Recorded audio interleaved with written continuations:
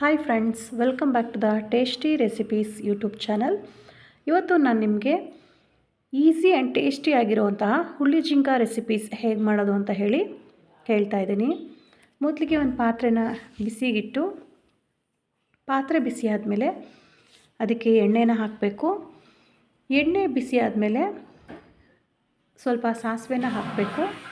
ಆ ಸಾಸಿವೆ ಚಟಪಟ ಅಂತ ಹೇಳಿ ಸಿಡಿದ ಮೇಲೆ ಅದಕ್ಕೆ ಒಣಮೆಣಸಿನ್ಕಾಯಿ, ಈರುಳ್ಳಿ, ಬೆಳ್ಳುಳ್ಳಿ, ಹಾಗೆಯೇ ಕರಿಬೇವಿನ ಸೊಪ್ಪು ಮತ್ತು ಟೊಮೊಟೊ ಹಣ್ಣು ಇಷ್ಟನ್ನು ರೆಡಿ ಮಾಡಿ ಇಟ್ಕೊಂಡಿದ್ದೀನಿ.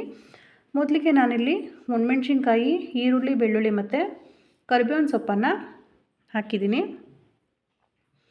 ಅದು ಸ್ವಲ್ಪ ಫ್ರೈ ಆಗಬೇಕು. ನೀವು ಬೇಕಂದರೆ ಇದಕ್ಕೆ ಹಸಿಮೆಣ್ಸಿಕಾಯಿ ಕೂಡ ಹಾಕ್ಬೋದು. ಹಸಿಮೆಣ್ಸಿಕಾಯಿ, ಒಣಮೆಣ್ಸಿಕಾಯಿ ಎರಡನ್ನೂ ಕೂಡ ಹಾಕ್ಬೋದು. ನಾನಿಲ್ಲಿ ಒಣಮೆಣ್ಸಿಕಾಯನ್ನು ಹಾಕಿದ್ದೀನಿ.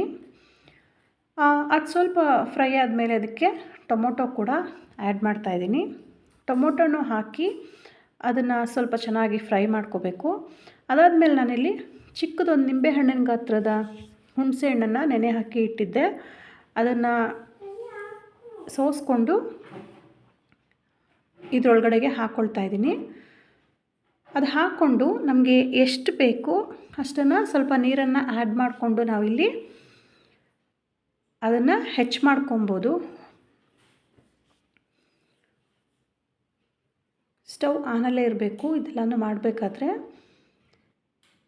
ಸೊ ಇವಾಗ ನಾನು ಮುಂಚೆನೇ ಹೇಳಿದ ಹಾಗೆ ನಮಗೆ ಎಷ್ಟು ಬೇಕು, ಯಾವ ಪ್ರಮಾಣದಲ್ಲಿ ಬೇಕು ಅಷ್ಟನ್ನು ನೀರನ್ನು ಇದಕ್ಕೆ ಹಾಕಿ ಹೆಚ್ಚಿಸ್ಕೋಬೋದು ಮಾಡ್ತಾ ಇರುವಂತಹ ಹುಳಿ ಜಿಂಕ ರೆಸಿಪಿಯನ್ನು. ಇವಾಗ ಅದಕ್ಕೆ ರುಚಿಗೆ ತಕ್ಕಷ್ಟು ಉಪ್ಪನ್ನು ಕೂಡ ಆ್ಯಡ್ ಮಾಡಬೇಕಾಗುತ್ತೆ. ನಾನಿಲ್ಲಿ ಉಪ್ಪನ್ನು ಕೂಡ ಆ್ಯಡ್ ಮಾಡ್ತಾಯಿದ್ದೀನಿ. ಅದಾದ ನಂತರ ಕಾಯಿ ತುರಿಯನ್ನು ನಾನು ಇಲ್ಲಿ ಹಾಕ್ತಾಯಿದ್ದೀನಿ. ಕಾಯಿ ತುರಿಯನ್ನು ನೀವು ಎಷ್ಟು ಹಾಕಿದ್ರೂ ಕೂಡ ಇದು ಟೇಸ್ಟು ತುಂಬಾ ಚೆನ್ನಾಗಿರುತ್ತೆ.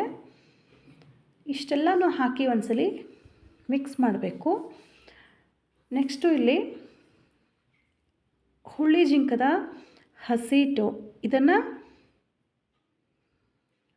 ಇದಕ್ಕೆ ಹಾಕಿ ಮಿಕ್ಸ್ ಮಾಡಬೇಕು. ಒಂದು ಚೂರು ಗಂಟಿಲ್ಲದೆ ಇರೋ ಹಾಗೆ ಮಿಕ್ಸ್ ಮಾಡಬೇಕು. ಹಸಿಟ್ಟನ್ನು ಕೂಡ ಅಷ್ಟೇ ನಿಮಗೆ ಯಾವ ಪ್ರಮಾಣದಲ್ಲಿ ಬೇಕೋ ಆ ಪ್ರಮಾಣದಲ್ಲಿ ನೋಡ್ಕೊಂಡು ಹಾಕ್ಕೊಳ್ಳಿ. ಇದನ್ನು ತೀರಾ ಗಟ್ಟಿಗೆ ಬೇಕಾದರೂ ಮಾಡ್ಕೋಬೋದು ಅಥವಾ ತೆಳುವಾಗಿ ಬೇಕಾದರೂ ಕೂಡ ಮಾಡ್ಕೋಬೋದು. ನಾನಿಲ್ಲಿ ತೀರಾ ಗಟ್ಟಿಯಾಗೇನು ಮಾಡ್ತಾಯಿಲ್ಲ, ತೆಳುವಾಗೇ ಮಾಡ್ತಾಯಿದ್ದೀನಿ. ನೋಡಿ, ಈ ಹದದಲ್ಲಿ ಇದ್ದರೆ ಸಾಕದು. ಇದೇನೇ ಅದು ಬೇಯ್ತಾ ಗಟ್ಟಿಯಾಗುತ್ತೆ. ನೋಡಿ, ಈ ಥರ ಇರುತ್ತೆ. ಬಟ್ ಅದು ಬೇಯ್ತಾ ಗಟ್ಟಿಯಾಗುತ್ತೆ.